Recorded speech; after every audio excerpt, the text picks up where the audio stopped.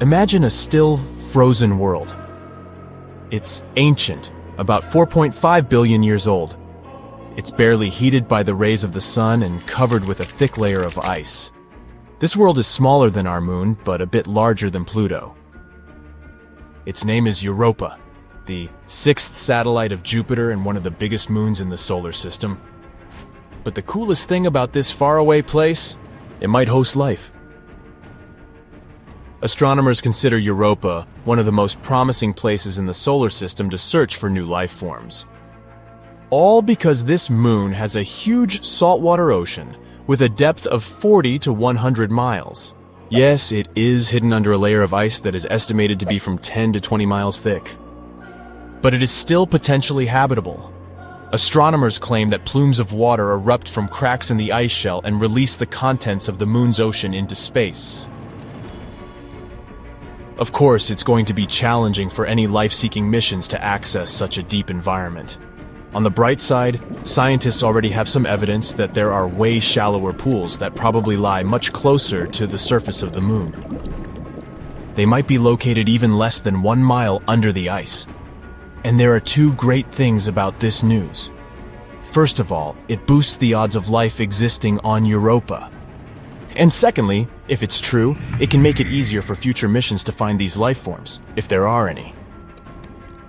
Interestingly, the new discovery about these shallow pools came about by sheer luck. The scientist leading the research, Riley Kohlberg, accidentally saw a presentation of his colleague, a planetary scientist. That scientist showed a picture of double ridges on the surface of Europa, and Kohlberg remembered that he had seen similar ridges on Earth.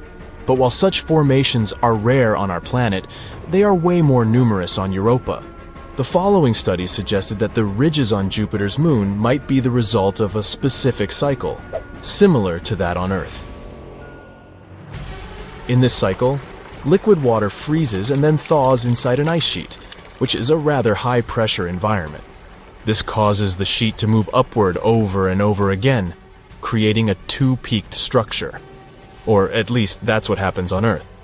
If the processes on Europa are similar, it can prove the presence of shallow waters on the satellite. Of course, the temperature, pressure, and chemistry are very different on Europa. And scientists don't know yet how the ice behaves there. That's why they can't understand how deep or large the water pockets are, or how long they need to refreeze.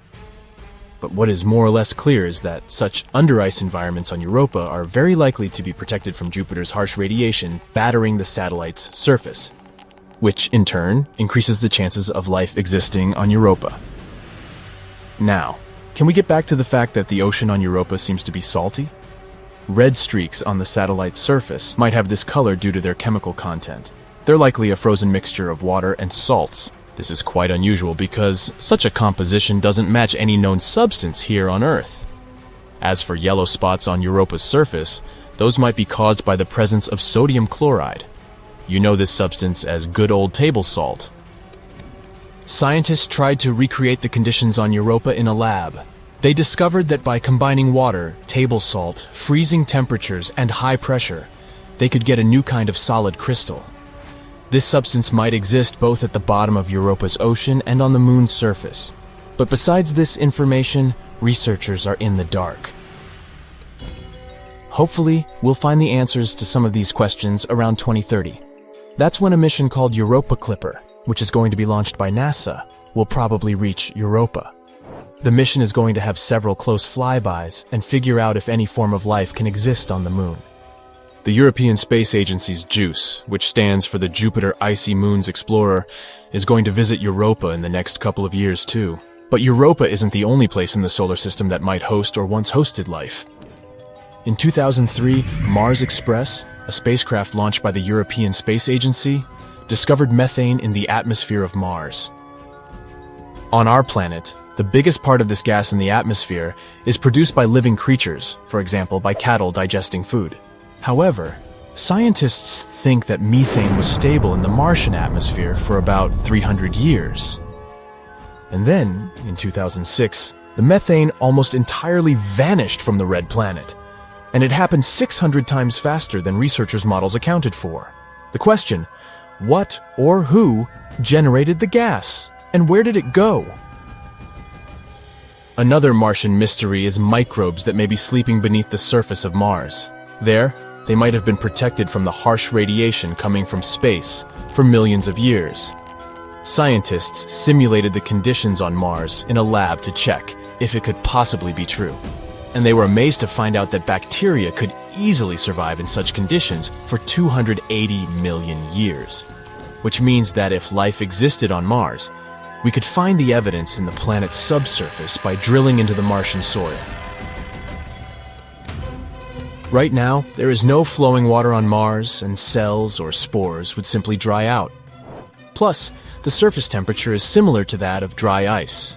In other words, the surface of the planet is deeply frozen, and still, there could be 6 types of bacteria and fungi living underground on the red planet. The most likely of them is nicknamed Conan the Bacterium due to its tough nature. Well, I guess time will show. Now let's move to Venus. In 2020, scientists announced that in the toxic Venusian atmosphere, there was something that might mean the existence of life. Unfortunately, scientists didn't have any evidence, since there was no chance to collect any microbe specimens or snap any pictures of extraterrestrial life. But they claimed that they had discovered a chemical called phosphine there, and it was a big deal. If it wasn't some previously unknown chemistry that was producing this gas, then there could be some kind of microbial life involved in the process. Phosphine is made up of 3 atoms of hydrogen and 1 atom of phosphorus. This gas is toxic to any terrestrial life form that needs oxygen, including us humans. On our planet, phosphine can be found in places with no or little oxygen, for example, marshes and swamps. The gas is created by complex mixtures of bacteria living there. It can also be produced industrially. Come to think of it, phosphine isn't supposed to be in Venus's atmosphere altogether. This gas needs precise pressure and temperature and tons of hydrogen to form. It wouldn't be all that surprising to find it on Saturn or Jupiter, famous gas giants. But on Venus, totally unexpected. There's no way phosphine can be naturally produced on this planet. Tiny amounts of it can be created during volcanic eruptions, lightning storms, minerals blown up to the surface, or meteorites entering Venus's atmosphere, but not as much as astronomers thought they had observed. And it had to make scientists suspicious, but they were too happy about their discovery. They probably thought it meant there could be life on Venus. But even if this gas was created by some mysterious organisms, it would be a big question how they survived on Venus. On our planet, some microbes can thrive in environments with an acidity of 5%, but no more. On Venus, though, clouds are almost entirely made of acid, containing more than 90% of sulfuric acid. The Venusian atmosphere is also 50 times as dry as the driest place on our home planet. And indeed, in 2022, thanks to better and more high-resolution telescopes, it was concluded that there was no phosphine in Venus's atmosphere. Or even if there was, it was a very small amount. So far, we need to look for signs of life further away from Earth. Enceladus. Saturn's ocean-covered moon spews water into space non-stop. The liquid leaves the insides of the moon through fractures in its icy crust. In the mid-2000s, the Cassini spacecraft analyzed the composition of these jets and spotted molecules that included ammonia and carbon dioxide.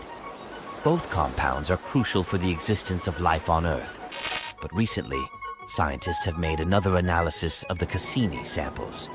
And this study has revealed a great chemical diversity of Enceladus. It makes this small icy moon one of the top candidates for finding life in the solar system. In an attempt to find out the true chemical makeup of the moon, researchers at NASA examined the data collected in 2001 and 2012 again. All this information was gathered by NASA's Cassini-Huygens mission. It flew a spacecraft through the impressive water plumes of Saturn's moon many times. The samples were analyzed by a special instrument identifying compounds by their molecular weight. This instrument is called a mass spectrometer, and Cassini had one on board. The initial analysis showed that the jets contained 5 types of molecules: water, carbon dioxide, ammonia, methane, and molecular hydrogen. But later, experts spotted a few bigger and heavier compounds, including ethane and hydrogen cyanide, as well as traces of methanol. The initial Cassini analysis didn't show these compounds because the equipment on board the spacecraft wasn't capable of identifying them. That's why it came as a surprise that Saturn's small moons could be so chemically active and able to produce heavy molecules. Together with previously found components like water and ammonia, the newly discovered molecules might serve as fuel and building blocks for microbes, which in turn means that they could probably support an independent origin of life. It's one of the reasons why, after the discovery of its oceans, Enceladus has been one of the main targets in the search for extraterrestrial life. The molecules might be mixing together through the hydrothermal activity on the moon's seafloor, creating a habitable environment where life could appear. So far, scientists haven't found any evidence that could indicate that such a process has actually been going on. Plus, no one knows yet how the erupting water makes its way through the icy shell of the moon. Still, the most recent findings might help ongoing and planned missions exploring other ocean worlds similar to Enceladus. One of such worlds is Jupiter's watery moon Europa. This place is likely to have the same properties as Saturn's moon. Hopefully, we'll get the answers to these questions soon, with the help of the European Space Agency's Jupiter Icy Moons Explorer spacecraft. At the moment, it's on its way to the Jupiter system. But then another question might arise. If we found the conditions where life can originate and even thrive, can't this fact already be proof of the existence of extraterrestrial life? Doesn't it mean that life must be abundant in the universe? Then why haven't we come across other species yet? The answers to this paradox vary from optimistic to downright terrifying. It might be because we haven't been looking long enough, or maybe we haven't been emitting enough traceable signatures for other civilizations to find us, or perhaps no species have ever made it to the point where they could come into contact with other civilizations. There's also the frightening dark forest hypothesis. It's a theory claiming that loads of alien civilizations exist throughout the universe, but they are all silent and hostile.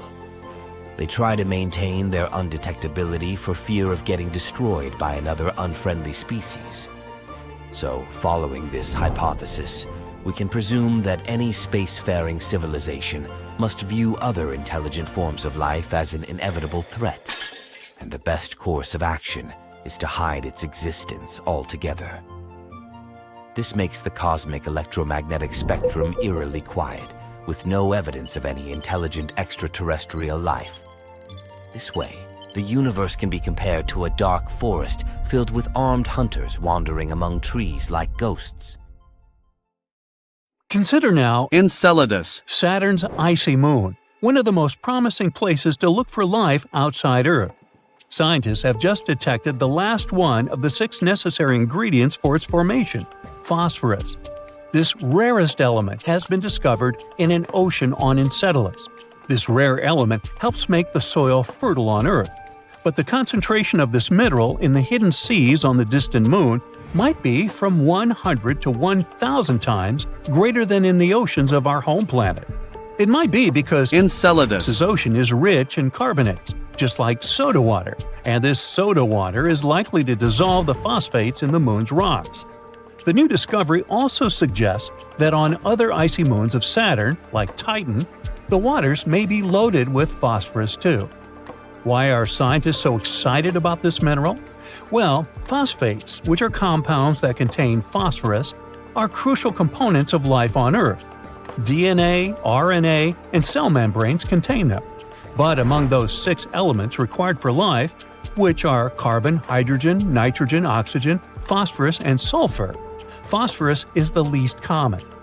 In 2004, the Cassini space probe entered the dust from the second outermost ring of Saturn, called the E-ring. It's made up of ice grains Enceladus ejects. And while studying these ice grains examined by Cassini's cosmic dust analyzer, researchers have detected phosphorus. Enceladus is the 6th largest moon of Saturn. It's not really large, only 314 miles across. This makes the space body small enough to fit inside Arizona. We should try that sometime. Interestingly, when the Cassini space probe first arrived at Saturn, astronomers thought that Enceladus was going to be a frozen ball of ice. But then, surprise, surprise, they spotted plumes of icy particles and water vapor erupting from geysers on the Moon's surface. It became clear that there was a global ocean between the Moon's rocky core and its icy shell. The same researchers previously discovered that Saturn's moon might be home to complex organic molecules, too. Before, scientists thought phosphates could be trapped within the rocky cores of Enceladus and similar worlds. That's why the newest works, which hint that phosphates might also be abundant in the ocean, came as a surprise. Researchers examined 305 ice grains from Saturn's E-ring and found out that 9 of them contained phosphates. And these results were clear and unmistakable. And it's very important because some time ago, phosphine, a compound of hydrogen and phosphorus, was believed to exist in the clouds of Venus. But no one has managed to find any evidence to support this theory. On Enceladus there's no controversy, and phosphates do exist there. Astronomers consider Europa one of the most promising places in the solar system to search for new life forms. All because this moon has a huge saltwater ocean with a depth of 40 to 100 miles. Yes, it is hidden under a layer of ice that is estimated to be from 10 to 20 miles thick. But it is still potentially habitable. Astronomers claim that plumes of water erupt from cracks in the ice shell and release the contents of the moon's ocean into space. Of course, it's going to be challenging for any life-seeking mission to access such a deep environment. On the bright side, as we are, scientists already have some evidence that there are way shallower pools that probably lie much closer to the surface of the moon. They might be located even less than 1 mile under the ice. And there are 2 great things about this news. First of all, it boosts the odds of life existing on Europa. And secondly, if it's true, it can make it easier for future missions to find these life forms, if there are any. Then we've got Titan, Saturn's largest moon. It's smaller and has lighter gravity than Earth, but it still reminds us of our planet.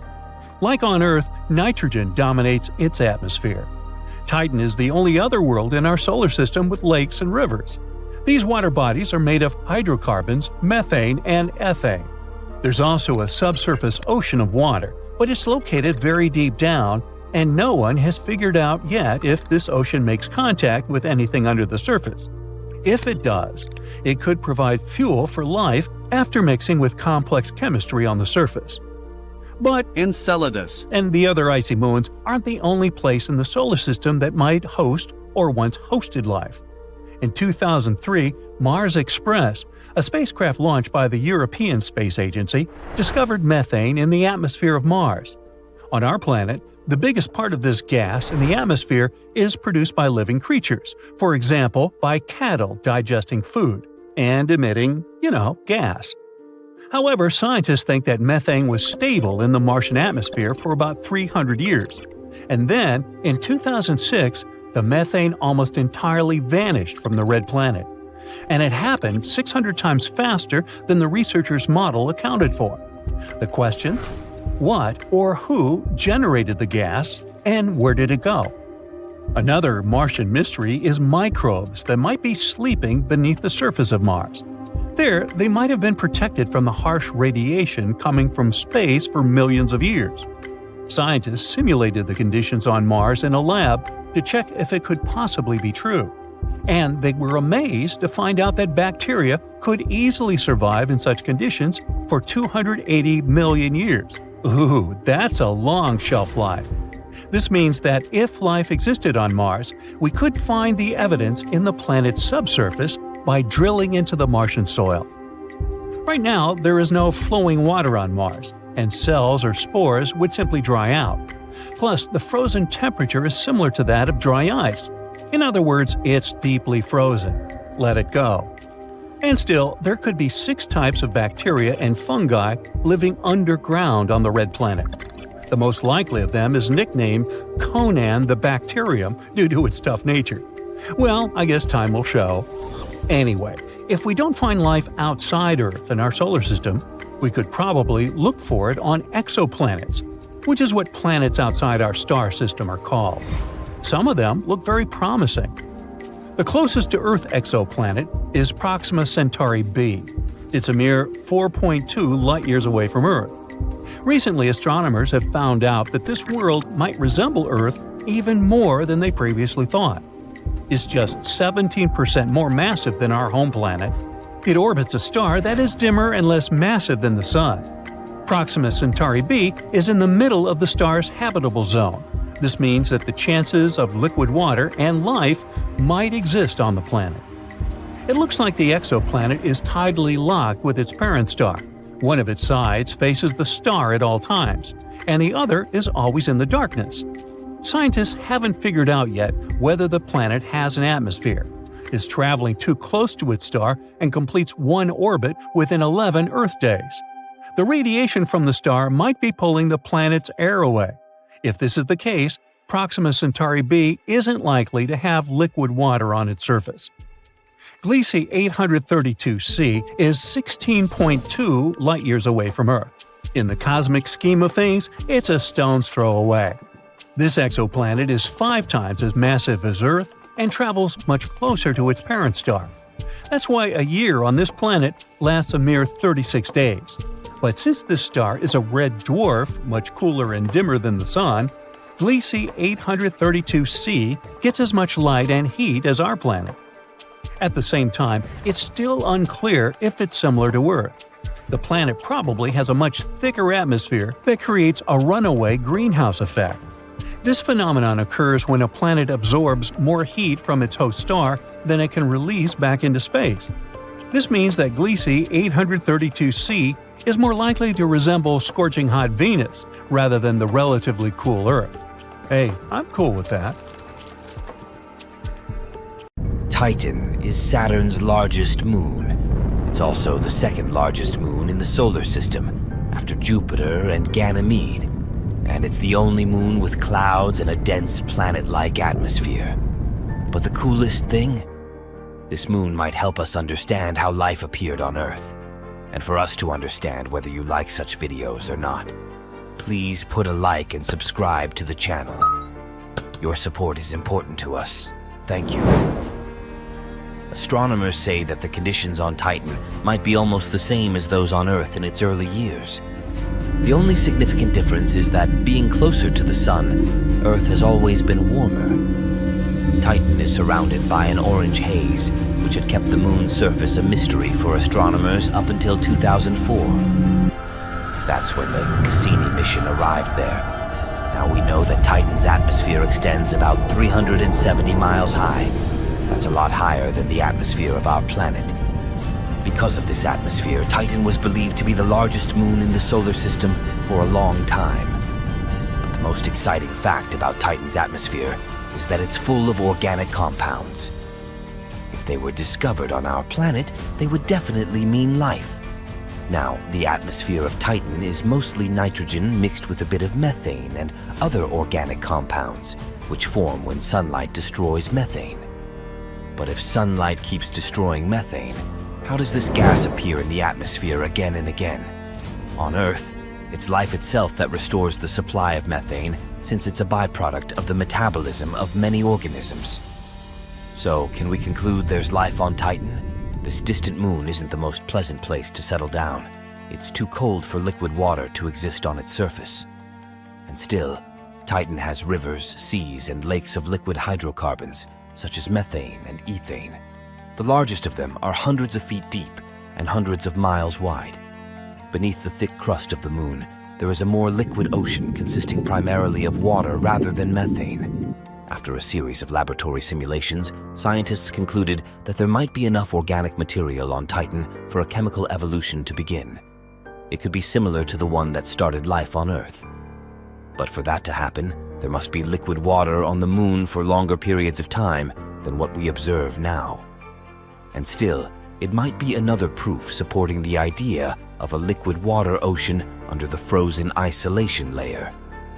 If it was true, Titan's subsurface ocean could turn out to be a place harboring life as we know it. Meanwhile, its lakes and seas of liquid hydrocarbons could have forms of life with different chemistry than what we're used to. or there may be no life at all. After all, the temperature on the surface of Saturn's moon is about 290 OF. These conditions are far from comfortable for almost any life form. According to one theory, a meteorite impact that occurred a long time ago could have provided enough heat to liquefy water for around a few hundred or thousand years. But right now, most experts think that Titan isn't likely to be a place where life thrives, which makes the presence of methane in the moon's atmosphere even more puzzling. Interestingly, Titan might become warmer in the future. You see, 5 to 6 billion years from now, the sun will become a red giant. It will heat up most space objects in our solar system, and Titan will become warmer, 94 OF. This temperature is high enough for stable oceans of a water-ammonia mixture to exist on its surface. With time, the sun's ultraviolet output will decrease, which will enable the greenhouse effect in Titan's upper atmosphere. The combination of these conditions might exist for several 100 million years, creating an environment suitable for the appearance of exotic forms of life. After all, this time was enough for life to evolve on Earth. The only thing that might hinder the process on Titan could be the presence of ammonia. It's likely to cause the same chemical reactions to proceed more slowly. A team of intrepid scientists have devised an audacious plan to unravel the mysteries of the universe. Their secret weapon? Computation. The very heartbeat of living systems. But what's that? And how will computational zones help us to find extraterrestrial life? Let's find out. In our universe, there are special places called habitable zones. They hold the key to life as we know it. You see, planets are a bit like picky eaters. They have specific preferences for their conditions. Just as we humans need things to survive, planets need their environments to be just right for life to thrive. So, what's the secret recipe for a habitable zone, you ask? It's all about finding that sweet spot where liquid water can exist. Water, as we know, is the magical elixir of life. Planets love to have it flowing or sloshing around on their surfaces. So, we need to find the perfect balance. If a planet is too close to its star, things get toasty, and water evaporates into a sizzling mist. On the flip side, if a planet is too far away, it becomes an icy wasteland, freezing water solid and turning potential life into popsicles. But within that perfect middle zone, also called the Goldilocks zone, temperatures are just right. That means planets have the perfect conditions for life to potentially take root. For a long time, scientists have been looking for planets in these zones. And as of January 2023, we have found a total of 63 potentially habitable exoplanets. However, a recent study has changed our view of where we should look for life. Gone are the days of restricting our search to mere habitable zones. Oh no, we're thinking big. Get ready for the computational zones. These enchanting realms could house life forms we've never even dreamed of encountering before. But what exactly are these computational zones? Well, let's see. When scientists search for life in the universe, they usually look for things similar to what we have here on Earth. They imagine creatures living on a planet's surface at just the right distance from their star and using water for important chemical reactions. But what if life can be much more diverse and fascinating than that? Imagine life using different liquids instead of water. Picture life hiding deep underground in icy moons. It's even possible that life doesn't need a star at all. And there might be biological systems that are different from our idea of life in general, but still alive in their own unique way. That's why two clever researchers have come up with a new idea. They want to change how we think about the places where life could exist. Instead of focusing on habitable zones, they suggest looking for computational zones. Think of these computational zones as special kitchens, where the secret recipe for life is being prepared. To make this recipe work, we need 3 key things. First, we need a variety of special ingredients, like different chemicals. Just like a chef needs various spices and flavors to create a delicious dish, life needs different chemicals for its calculations. Second, we need a source of energy, like sunlight or heat from hydrothermal vents. This energy powers the cooking process, just like heat powers a chef's stove. Lastly, we need a dedicated space, like a kitchen counter, where all the calculations can happen. It's the place where the ingredients come together and amazing things start to occur. In our case, It was our solar system and our planet Earth. Basically, computational zones should have three things: some chemicals, source of energy, and space. This makes a pretty wide sample, isn't it? By focusing on computational zones, the researchers believe we have a better chance of finding signs of life. These zones could lead us to amazing discoveries and show us that life in the universe is much more creative and diverse than we ever imagined. And here's the real mind-boggler. This idea also leads us to think about technology. Yes, AI and stuff. Just as we humans create and use technology, could life itself create its own technological marvels? Life could be biological, digital, or even something completely different. Computational zones give us a fresh way of thinking outside the box and get creative. Now here's another twist in all this research. Turns out that life might be much closer than we think, as if in our own solar system. It turns out that the insides of icy moons, like Europa or Enceladus, answer to all these conditions. They're just as fascinating as the surface of rocky planets. It's like realizing that hidden treasure lies right beneath our feet. Europa is Jupiter's icy moon, which is as old as our Earth. It looks like a half sphere with a bright icy appearance, an off-white color with a hint of blue. Mysterious dark lines stretch across the moon, forming patterns. It lacks towering mountains or deep basins, but instead showcases dark ridges, grooves, and long streaks. As you move toward the bottom of the image, Europa fades into darkness, leaving us curious about what lies beyond. But the most important thing about Europa is that it's a fascinating candidate for life. First of all, this moon has liquid water in abundance. Scientists believe that there might be an entire salty ocean beneath its icy surface. There might be twice as much water as all the oceans on Earth combined, but life needs more than just water to exist. It requires certain chemical elements like carbon, hydrogen, oxygen, and so on. They're like the building blocks of life. These elements are found throughout the universe and make up a whopping 98% of living matter on Earth. And Europa is believed to have a lot of all these elements too. Perhaps they were brought there in the distant past after a collision with asteroids and comets. Although it's pretty cool that we found organic molecules on Europa, it doesn't automatically mean they are linked to life. These molecules can be created in non-living processes as well, but they still give us some very important clues. And finally, energy. It's like fuel for life. Just like we need food to keep going, all living things need energy to survive. On Earth, plants get their energy from the sun through a cool process called photosynthesis. Plants turn sunlight into food, and when animals eat those plants, they get energy too. But the kind of life that might live on Europa can't rely on sunlight. Europa is covered in a thick layer of ice, so there's no sunshine reaching its surface. Instead, life on Europa would have to find another way to get energy. And that way is through chemical reactions. Europa's surface gets showered by radiation from Jupiter, which is not so great for living things up there, to say the least. However, this radiation can actually be helpful. It helps to create oxygen and hydrogen in Europa's atmosphere. But that's not all. As Europa orbits around Jupiter, it gets flexed and squeezed by the planet's gravity.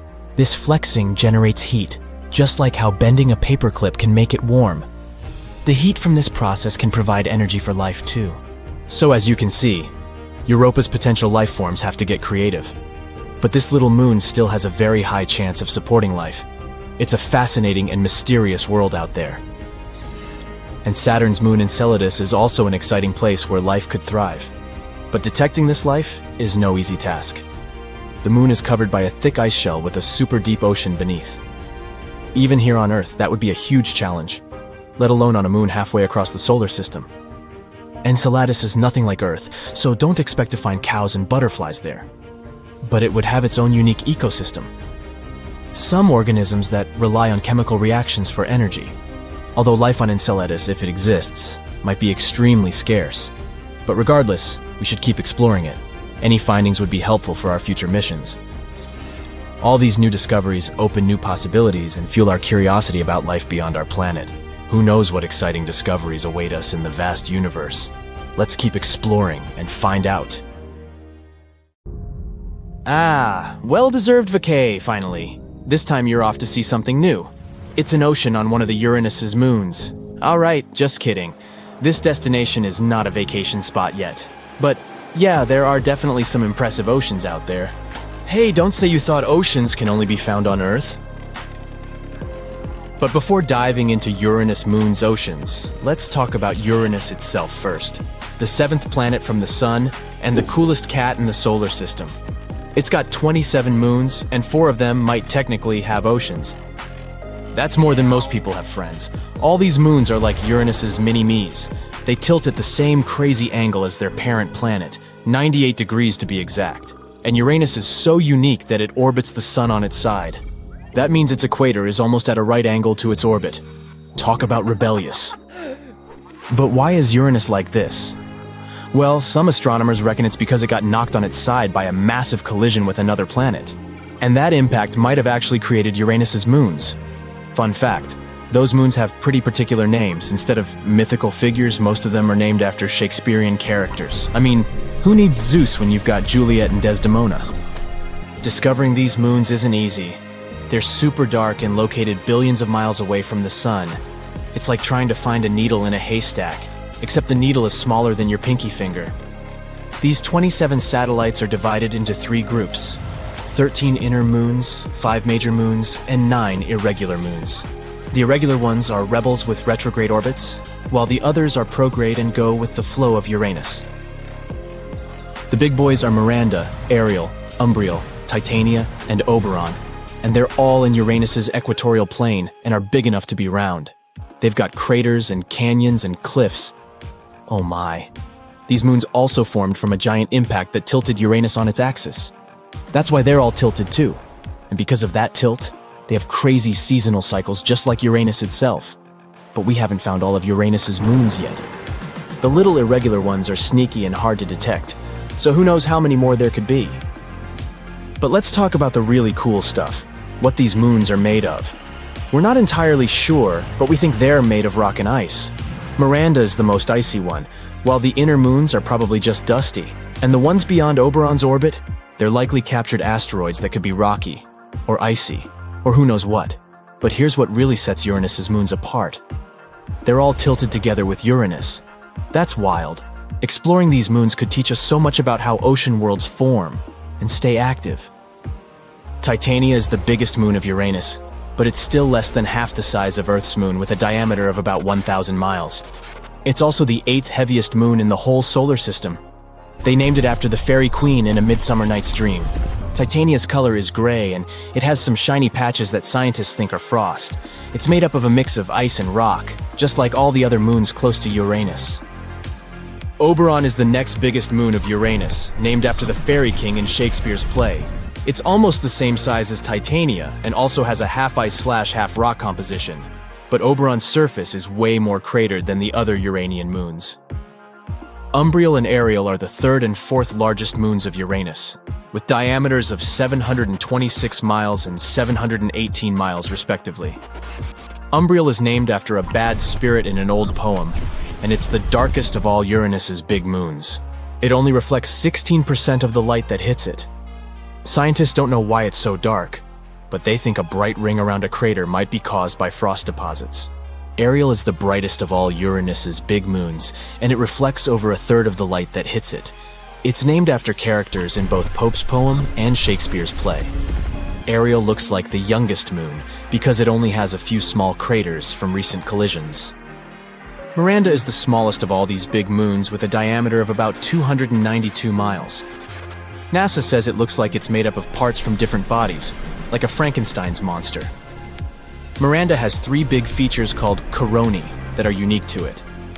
They're lightly cratered with ridges and valleys, and they're separated from older and more heavily cratered parts of Miranda by sharp boundaries. It also has giant canyons that are up to 12 times deeper than the Grand Canyon. Scientists don't know why Miranda has such different features. But one theory is that it got smashed apart by a huge collision and then put back together all wonky. All these big Uranian moons are stuck facing Uranus all the time, just like Earth's moon. Uranus has got some seriously dope features, but the ring system is where it's at. And get this, the ice giant's moons actually have a hand in shaping those rings. Uranus has 13 inner moons and 13 faint rings, and they're all connected like one big cosmic family. Cordelia and Ophelia are like the guardians of the outermost ring, Epsilon. These two shepherd moons keep all the particles together, with Cordelia being the closest to Uranus's surface. But here's the kicker.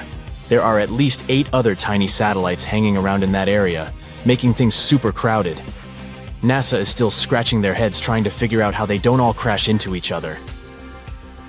The inner moons are half ice and half rock, but we don't know much about the outer ones. NASA thinks they might just be asteroids that got caught up in Uranus's gravitational pull. Either way, Uranus and its moon squad are definitely out of this world. Apparently, Uranus's moons might have salty oceans hiding under their frozen surfaces, and the farthest ones from Uranus, Titania, and Oberon could have oceans that are 30 miles deep. That's deeper than the Mariana Trench, 7 miles. But even Ariel and Umbriel might have oceans around 19 miles deep. NASA used some fancy computer modeling and revisited data from their Voyager 2 spacecraft, launched way back in 1977, to figure out the makeup and structure of these moons. They found that Titania is huge enough to keep its internal heat and prevent its ocean from freezing. But get this, the other moons might have a chance at having warm oceans too. The researchers discovered potential sources of heat in the moon's rocky mantles that could release hot liquid and keep the oceans warm. And guess what? The oceans might even be warm enough to theoretically support life. The study also found that chlorides and ammonia are likely abundant in the oceans of these moons. Ammonia acts as antifreeze, and salts in the water could also help maintain the ocean's temperature. Now you might be thinking, how can these icy moons have liquid water? Well, turns out their internal heat and some chemicals could make it happen. For example, a study revealed that chlorides and ammonia are likely abundant in the oceans of these moons. Ammonia acts as an antifreeze, and salts in the water could also help maintain the ocean's temperature. And if these moons really do have oceans, that means there could be other ocean worlds in our solar system and beyond. But don't get too excited. These oceans are pretty salty. About 150 grams of salt for every liter of water. That may not be saltier than Utah's Great Salt Lake, but still. As for Uranus's 5th biggest moon, Miranda, welp, it might have had an ocean at some point, but it probably froze over pretty quickly. Poor little guy. Anyway, NASA is thinking about sending a mission to Uranus to learn more about these icy giants and their moons. They're calling it the Uranus Orbiter and Probe, UOP. Sounds like a party to me. So yeah, technically there might be not 4 but even 5 oceans, but there's still much to learn and explore.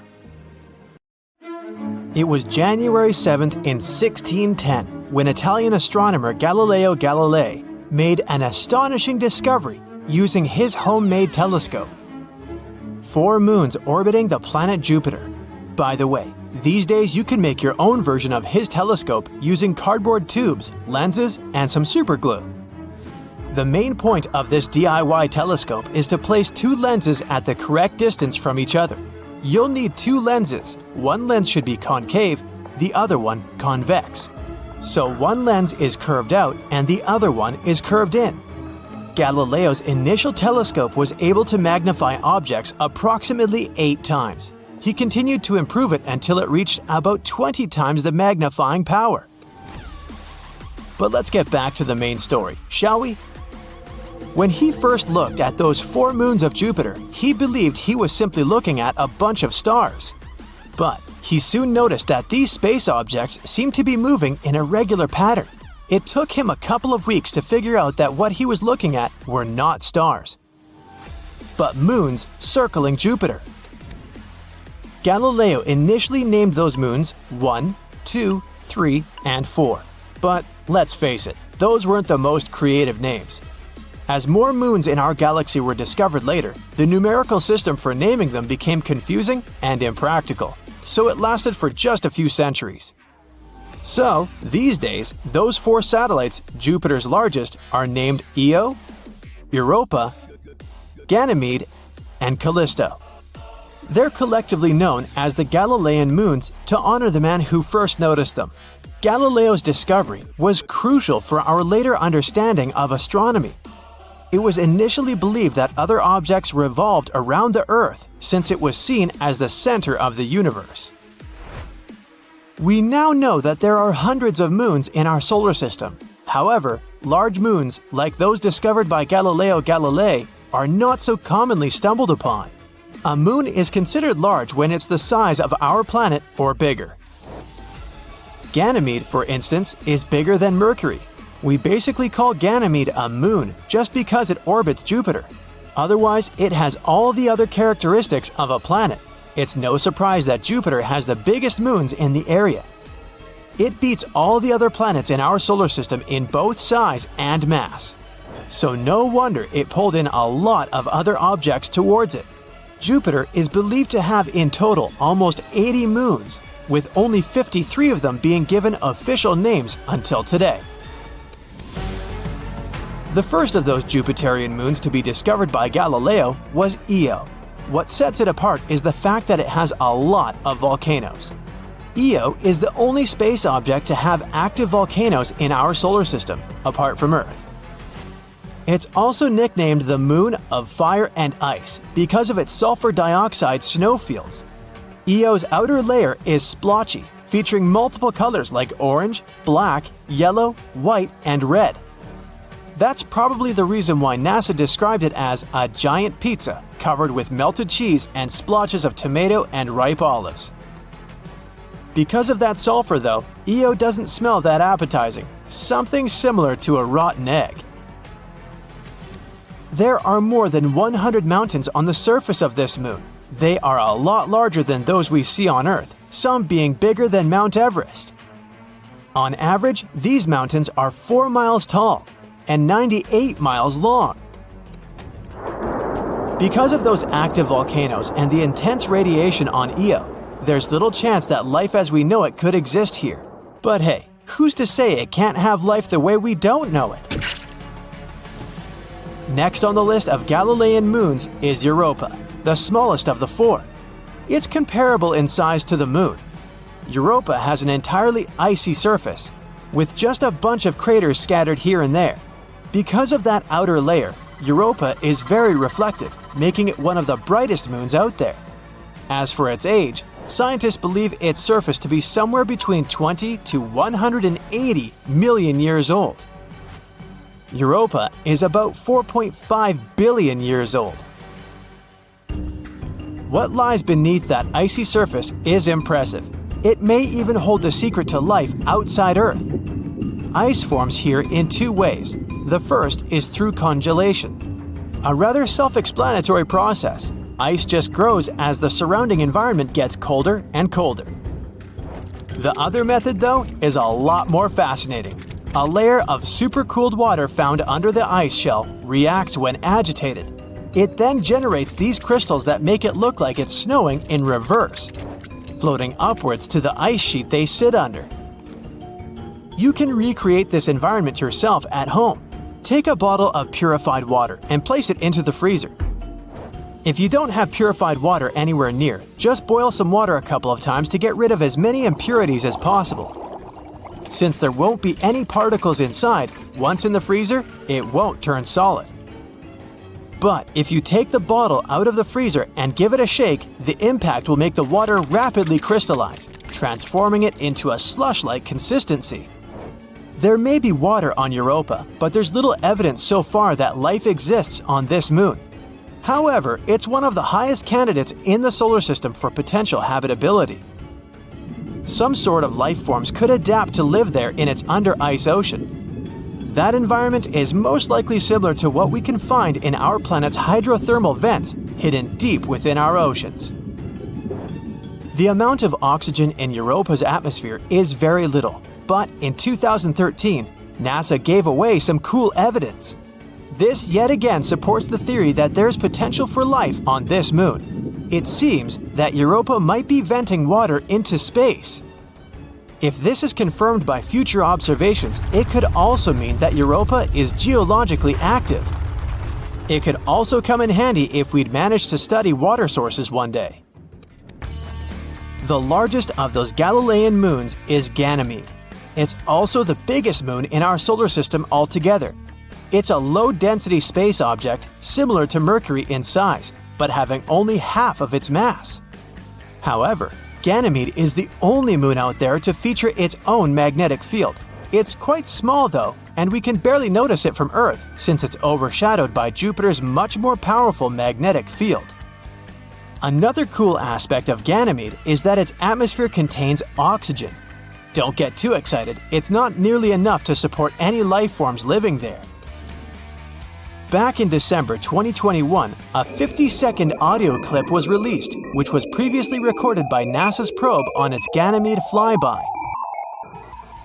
For the inexperienced, the sounds were more similar to those of an old dial-up internet connection, but because of its quirky tunes, Ganymede was soon nicknamed Jupiter's singing moon.